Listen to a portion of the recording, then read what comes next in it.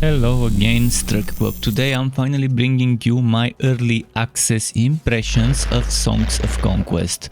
What the Struck is Songs of Conquest, the early access edition. Meaning, as usual, as I like to say, it's not fair to review a game while it's still in early access, but the least I can do is share my impressions of how early access is coming along and what the potential of the game is, considering what the future could bring to the game. As it's not fair to review a dish while it's still in the frying pan, the same applies to games in early access. So hopefully this video clears out whether Songs of Conquest early access is your kind of game, whether it's worth your time and money, or whether you might wanna wait for more updates. So buckle up and let's go. Now let's talk about what the story is. It's gonna be short because I don't want to spoil too much, and there are different campaigns. Officially, in early access right now there are two campaigns, Song of Southheart and From the Ashes. Both of those have 4 missions. With Songs of Southheart you play as Cecilia Southheart, the young baroness of a barony of Southheart, must face enemies within and without to hold on to her power and protect her people. Southheart will stand. And I don't want to spoil too much, but you would be fighting various enemies. You would be fighting barrier, you would be fighting some swamp enemies, and Fae, and as well as undead. But eventually you would team up with the Fae, let's put it that way. I hope that's not too big of a spoiler, and the undead is the end enemy. Whereas From the Ashes puts you as a slave that has just been freed. So a swamp frog kind of person who used to be a slave in the barrier mines, and now he has been freed. Rask of South Creek Flats. And him alongside some other Rana ex-slaves flee and fight their way to the deep marsh and home. The dangers in the marsh are many, and Rask must awaken the might of Rana to end the threat from the humans once and for all. From ashes we rise. And yeah, here you would fight Baryons and eventually fight undead too. So in the final mission here you would have 1 versus 1 versus 1 free for all of you with the Ranians versus the Baryons versus the undead. And that's for the 2 current official campaigns. There are plenty of player-made content campaigns. And yes, you can make your own ones as well. So there's definitely a ton of stuff to discover. A ton of stuff to discover, pages and pages of maps. So yeah, and one of the good things which we will talk about later will be the map editor. Now, what other types are there apart from the campaign? Well, you have Skirmish. And Skirmish, again, you could play custom maps or you could play some of the official maps. And you can see there are 1, 2, 3, 4, 5, 6, 7, 8, 9, 10, 11, 12 maps right now. Most likely, I mean, I'm pretty sure they will keep making more maps. And again, if you add the player-made content, it just adds up. Some of those are for 2, for 3, for 4 players, and so on. Different sizes, as you can see. And that's nice. See, this is 128 on 128, pretty big compared to like 46 to 46. So based on what map you've selected, let's select something big like this one for 6 players. You can add AIs, or you can join with hot seat players on the same machine. Co-op is currently under still work in progress. So there's that. You can pick the covers, you can pick starting wielders, you can pick which type of faction you wanna be between Arleon, Barony of what, Arleon, Baria, and so on. You probably might not know it, but I'll say it again. There's few factions. You have Barrier, which kind of like nomads, musketeers, engineers, and so on. You have the humans, the other humans, which have more knights and archers and footmen and stuff like that. Also minstrels and so on, bards. Then you have the marsh people, the Iranians, and then you have the undead. So there's 5 factions for now, if I'm not missing one. I don't think I'm missing one. So this, this, and this, they are all humans. And yeah, as you can see, you can customize certain things. This map has been preset for it to be that way. So if you want to leave as this one, you can remove the AI, leave, and join here as this one. You can choose which one you want to be you. That's kind of how it is. There's some settings like resources, map default, high, very high, dwelling, wall map default, high, very high, wielder cap, how many maximum wielders, hostile growth rate can be changed, and so on. Inside the game, there will be a few important things to know about it. I think the first and most important thing, maybe to most of you, would be how towns, settlements code in this game, and build sites work. Different settlements will have different limits and possibilities of upgrade. Some small settlements will only go until tier 2, while some larger ones, they actually are separated by small and large only in terms of settlements. Some large settlements could go to tier 3, tier 4, or even tier 5, which is like a big fortress. This one I've upgraded to tier 3 just to show you what it can do. As you upgrade the settlement, different build sites, different types of different build sites will open up. There are 3 types of build sites: small, medium, and large. This is what the large one looks like, this is what the medium one looks like, and those are the small ones. So you can see one spot on the map is a small, 2 next to each other is a medium, and if you have 4 in a square-like shape, it's a large settlement. Depending on the faction you play, there will be different buildings you can put in each type of build site. And the build time is 1 round for small, 2 for medium, 3 rounds for large buildings.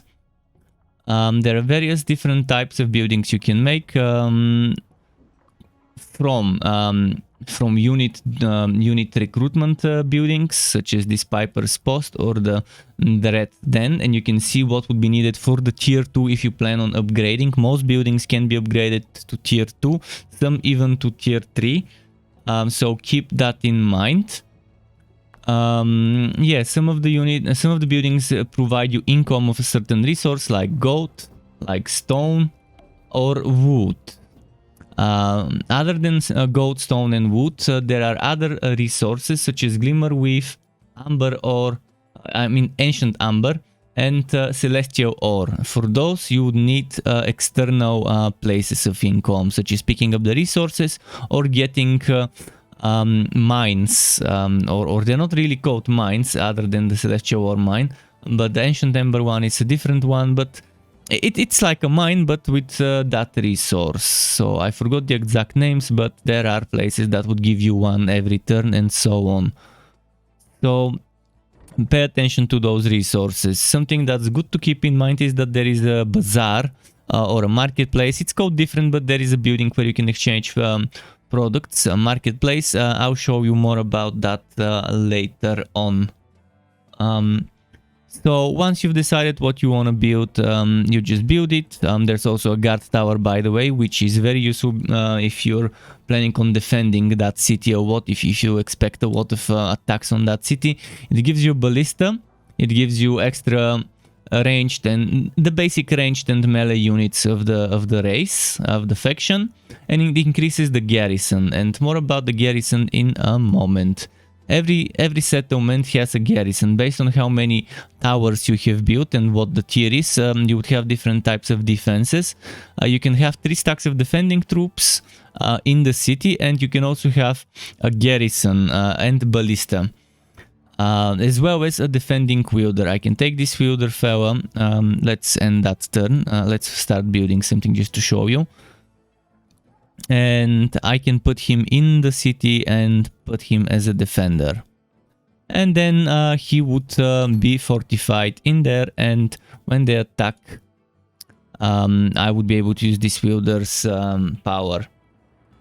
I think we've talked a lot about this, so I'll just quickly talk about the bazaar. It pretty much lets you buy and sell different types of resources. The prices are always the same. Selling those two things, stone and wood, is 50 for 1, 250 for 5. Those other 3 resources, Glimmer Weave, Ancient Amber, Celestial Ore, is 100 for 1, 500 for 5 to sell. But when it comes to buying, it's 350 for 1 for those, 700 for those. 750 for 5 to buy those, and 3500 for those to buy them. So let's move on to showing you a little bit more information about quickly the medium buildings. There is this bazaar I mentioned about. There is advanced unit recruitment buildings. There's more unit recruitment buildings. This one also can be researched to allow you to make those units. The Sunnit, which evolve into shadows. And there's those mercenary quarters again that can be upgraded to let you research pioneers as well. As for large buildings, there are research buildings, 2 research buildings for every faction. So this one would allow you Harima human research, human troop improvements, non-human troop improvements. This one would allow you to make a specific unit, as you can see. Many buildings have some large building for recruiting units, like for example Rana has dragons that actually go up to tier 3. So you need the Merchants Guild to make those, you need the Foundry to make those, and as you can see, the Foundry is here, the Merchant Guild is here. Once you build those, we will talk about the research at a later time of that video. Speaking of units, there are the core of your army. I mean, you don't have army without units, so Wielder by himself won't do anything at all in this game against an army. And based on what buildings you have, what structures you have put on your build sites of a certain settlements, that settlement will give you access to the units of those structures. So I've built a structure that lets me get musketeers and pikemen, and one that lets me make dread, which go to dire dread. And yes, now every round you would have X of that unit.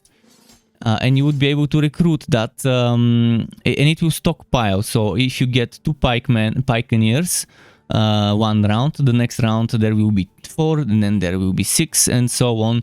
It will stockpile until you buy it. And if you upgrade the building, this one won't disappear. It will just stop producing this and it will start producing that, but whatever amount of pioneers has been produced, you would still be able to recruit whenever you feel like it. You would also be able to upgrade once the building has been upgraded. You would be able to take the previous great units and upgrade them. But keep in mind, there is something that would limit you.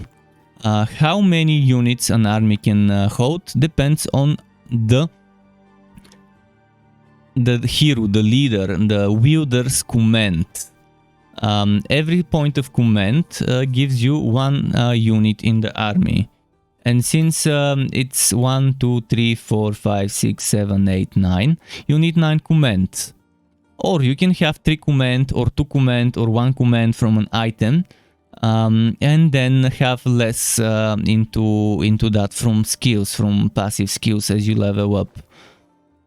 Eventually, once you have a big enough army, you would be able to attack some enemies and get some more experience and so on. But yeah, this is super important to pick what type of units you want to get based on what type of hero you've got and how you're gonna be building your hero. You can build your hero for range damage bonuses, you can build your hero for essence bonuses, so you can be more of a spellcaster, you can build your hero for melee offense, or you can be kind of a jack of all trades with cunning in the first few rounds, getting some extra melee ranged and defense. You can also build your hero with spell damage resistance, like this one is a class with spell damage resistance, which is pretty nice. More about heroes and classes in a moment, and now let's quickly talk about the stacks. Each unit has a maximum stack limit. Unlike Heroes 3, where you could have an endless stack of Doom that pretty much becomes unbeatable, you have limits here. Like this one, the base stack is 30, this one base stack 20, base stack 30, base stack 50, 10, 20, 10, and 5. And eventually you can increase that stack with research. Again, more about the research later. And you can see the upgraded version inherits that same stack limit. And when you upgrade the non-upgrade and upgrade it at once. So sometimes you have to decide, do I want to go for research that would let me upgrade my stack size, or do I want to first focus on upgrading the defenses and offenses and damages and stuff of my current stacks without increasing the limit? Some people early on prefer to go for not increasing the stack limit, but rather improving whatever their current small stack limit can do, while others prefer to go for big stacks from the get-go. How you approach this, it's up to you. In most cases, you would need to find a second settlement with a second large building site, so you can get 2 research buildings, and at the beginning you would only have 1, so that's the tough choice that needs to be made. Some units would also cost certain special resources, so keep that in mind. Speaking of wielders and classes, you can hire wielders from your base building. And different missions would have a different limit of wielders. In this one that I've started, it seems like I can select 1 more wielder. My limit currently is 2, but this might be something you could increase, but you still have to get as much as the limit of the map allows you. I think if you could collect more towns and upgrade those towns, the limit will increase, but no more than the limit of the map. So if the map has a limit of 4, 4 is the limit you would get, no matter how much you expand your settlements and how many settlements you get. See, there are different classes. This is human tinkersmith, human mercenary, human freeblade, and freeblade as well, and that Harima tinkersmith. I have a Harima tinkersmith, which, as you can see, he has a specialization of extra spell damage. This one is specialization plus 1 destruction and comes with 4 command. This one comes with 1 guard and has defense to human troops. This one has melee offense to Harima troops. And again, you have Harima and human in that specific faction, and every faction has 2 different types of units. So Rana would have Rana and beasts, and so on. So you would have to decide what type of specialization you want and whether you like the starting skill of that hero. Some heroes would give you extra movement speed or extra other stats to a certain type of units, and you would want to make sure that you use that hero with those types of units. Like this one, you definitely want to use Harima troops. When it comes to Harima troops, which ones are such? For example, you can look here. This says status human, status Harima, and musician. This is human, this is beast, this is Harima. Human, Harima. So 1, 2, we have 3 Harimas. This one, and this one. Or Harima, maybe is how they pronounce it. In any case, you have to take that into consideration.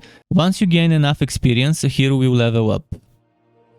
And there will be choices to either improve a skill, to get a new skill, or to upgrade your command. Some people at the beginning think it's good to upgrade the command. I also love getting my command boosted as much as possible, so I can get more unit stacks and have a bigger army. while others would prefer to have a smaller stack and gradually upgrade it. But in my opinion, command is super useful early on. So yeah, I could either improve my cunning, I could earn a passive chaos bonus, or upgrade my command. And then I can go ahead and do some more recruiting. And then attack an army and get more experience, or pick up some other things like this that gives me one-time experience bonus. And there's other things that could give you one-time experience bonuses like this pool.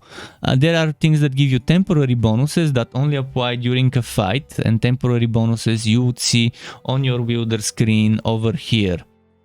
So right now I have 0, but if I take this, now I have temporary 2 movement for 1 turn. And there will be others that are temporary for 1 battle, and so on. This is 1 movement for 1 round, and so on. You've got various things you could do. Once you think you're strong enough, you attack a stack of units, beat them, and you have manual battle, quick battle. As I mentioned, there's manual and quick battle for the combat. Before a fight, you can decide which unit goes where. Keep in mind there's things like high ground that you might consider. How you place the units, it's up to you. You can only place on those blue or green or whatever color your player is. You can only place on the colored tiles, and you can see where the enemy's units will be. You don't know which one of their armies will be there, but you know what types of armies to expect. So you can just place the units, do manual battle if you want, or do quick battle if you feel like resolving it quickly, but maybe at a bigger loss. Once the battle starts, it's Heroes of Might and Magic 3 type of fighting, turn-based combat. So each unit has different range, it has initiative. As you can see here, we have 20 initiative, 4 movement. Those had more initiative, so they were able to go before us. 24 initiative here, 24 here, 29 there. But those have 20, so they also had the same as this one. So pretty much the enemies went before me. You can improve your initiative with items, with a lot of other things. And this fight's probably something I can't win, but I can at least try. Some units, especially upgraded ones, would have special abilities, which you can use with hotkey Q. This one allows you to erect stakes, but it consumes 1 movement and ends the turn. So if you want to do it, before ending the turn, make sure you don't go to the final spot, but let's, for example, go here and then boom, stakes. This one can do Spear Wall, attack the first enemy that moves into your melee range, which is, this one has 1 reach, so it's 2 hexes, not just 1. And it can do that, or it can go here and attack an enemy, like for example this one, boom. This one can either do aim, cost 1 movement and ends the turn, but it gives him 3 range and 3 damage. Or it can go here on the higher ground. By the way, keep in mind moving a ranged unit will reduce its damage by 50%, but putting it on a higher ground will increase it, so it kind of evens out. But it's obviously best if you have it started on a higher ground, so you don't have to move it and lose potential damage. And one by one the units end their turn, and every unit stack, depending on, regardless of how big the unit is, a unit stack doesn't matter, as long as there is a stack of a certain unit, that stack would give you a certain amount of essence. Chaos, destruction, order, arcana, and so on. Different units give you different types of essence. And as you accumulate essence, you end up being able to cast certain spells. So different spells, different types of essence, and eventually once you get enough, you can cast things like this buff, and like this initiative and movement, and so on.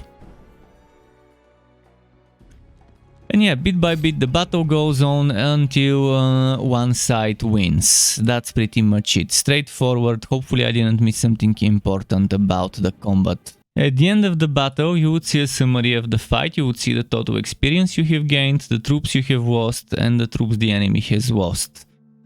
And that's pretty much it about that. Obviously, if you've leveled up again, you can You can spend your points wherever you feel like it. Now, let's talk about wood and itemization. Every wielder has different, the exact same number of slots for different types of equipment. You have helmet slot or head slot, you have chest piece, you have boots, gloves, and 2 weapon slots, as well as 3 trinket slots. There are various rarities, such as those typical common white items. Then there's green, which is, I guess, uncommon. Then you have blue, which may be magic. Then there's the epic, I guess, the purple items, and eventually you have those kind of orange legendary great items. I've only seen legendary great trinkets and I've seen a crown as well, but there's gotta be more. There's gotta be more, I guess.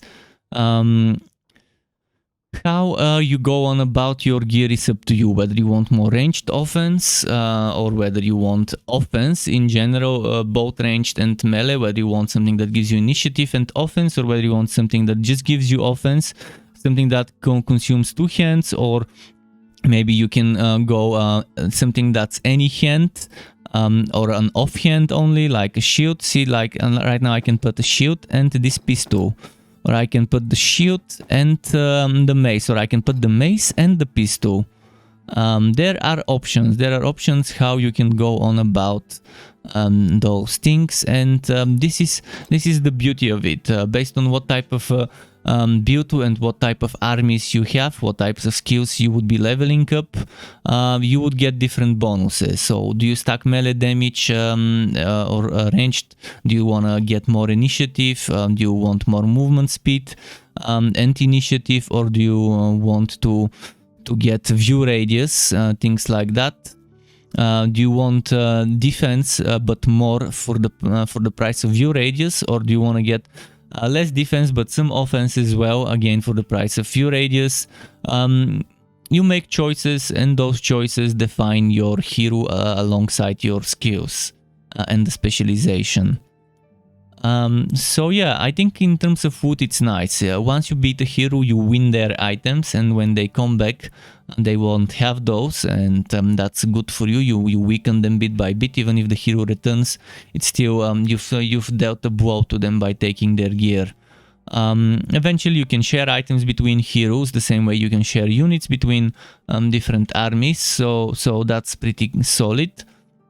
And there are items spread around the map, and you can preview what those items are if you've scouted far enough. Otherwise you would just be able to see a general outline of the item and the name without its stats.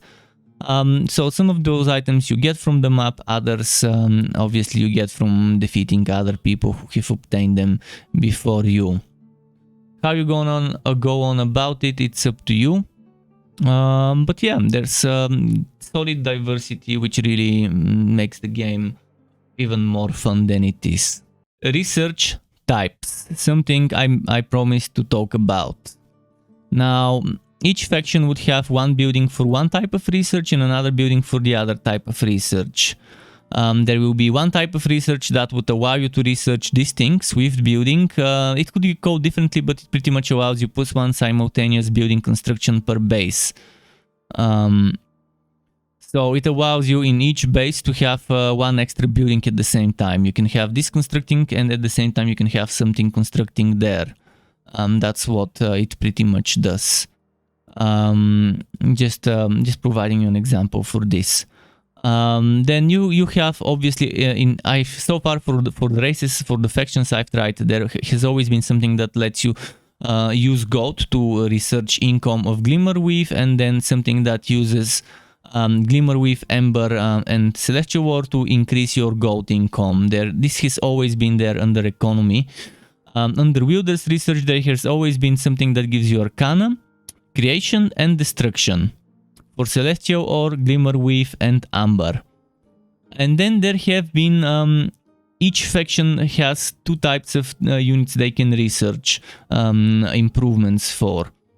This is for Rana, this is for beasts. So Rana has beast and Rana units, so you can increase the stack of all the units you can make from this building and this building, and those will cost the 3 special resources. In this case it's Celestial War, in this case it's Glimmer Weave. Now on the other type of building, you improve certain things like offense, range, destruction generation, damage, defense, and so on for different types of units. In this case it's movement for Crowers, in this case it's initiative and then movement for Ravagers, in this case it's defense to Tremors, damage to Hunters, ranged offense to Shamans, and range to Shamans, and deadly range to Shamans, and destruction to Shamans at max tier, defense to Guards, and so on. You also have things like that, defense to the troops and so on. So this is more of the offensive stuff, this is more of the defensive, but you still have certain things for damage here, so there's that to consider. See, there's Rana and Rana, Beast and Beast. So this is Rana in general, this is troop improvements for a specific unit. So this is general defense to Rana, this is general damage to Beast. This is damage to the Hunters, which are also Rana, which also can benefit from that extra damage and HP and so on that you can get for Rana. So keep that in mind, certain things you would be able to stack, and keep in mind that there are units that are Beast and Rana at the same time. So if I were to show you, let me just go to that town, and if I were to show you here, this is Rana, this is Rana, this is Beast. This is Beast and Rana. So meaning this one benefits from both Beast units and Rana units improvements, and everything from here and here will affect that unit as well as everything from here. So that's just something to keep in mind when researching. And the research on top of your itemization and build, on top of your passive skills and specializations of the wielder you've chosen, pretty much make something like a build in the game. Even though it might not be a direct build, it's still a build.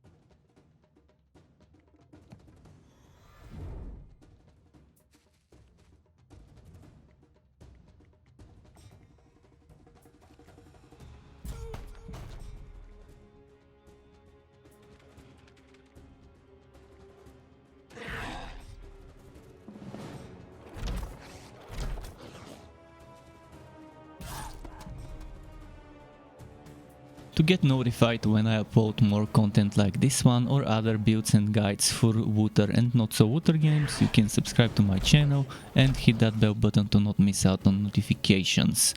As well as keep in mind there's something called memberships on YouTube, which lets you be a paying member for my channel to get access to perks such as emotes and badges made by me, as well as the option to get one-on-one tutoring for the very basics of Adobe Photoshop, Premiere and After Effects.